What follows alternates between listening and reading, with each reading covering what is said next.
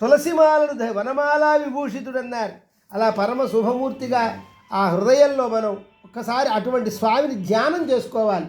మన హృదయంలో ఎవరు ధ్యానమై ఉండాలంటే ఈ ఆకారాలతో ఈ రూపంతో ఉన్నటువంటి స్వామి నిన్ను నేను ధ్యానిస్తున్నాను. మనోవాంగ్ మనసాతీత, వాక్కు మనస్సు శరీరం, ఈ మూడు త్రికరణములు అంటారు. అంటే ఏ పనులు చేసినా మనసుతో కొన్ని చేస్తాం, అవి ఎవరికి తెలియవు. అలాగే చేత అంటే శరీరం, కాళ్ళు చేతులు ఇవన్నీ కూడా అది ఇది ఒక త్రికరణం.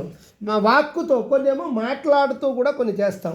ఇలా మనం ఇప్పుడు నమో నారాయణాయని నారాయణ అష్టాక్షర మంత్రాన్ని ఎలా జపించుకుంటూ మనం చేస్తున్నామో అలా మనసులో ఆ పరమాత్మను ధ్యానం చేసుకుంటూ మనం ఈ కథను చేసుకోవాలి. ఇది కలియుగ ప్రారంభం అవుతున్న సమయంలో మహాభారత యుద్ధం భయంకరమైన జననష్టం జరిగింది, కౌరవుల నాశనం జరిగిన తర్వాత ద్వాపర యుగాంతంలో మహర్షులందరూ నైమిషారణ్యంలో కూర్చున్నారట.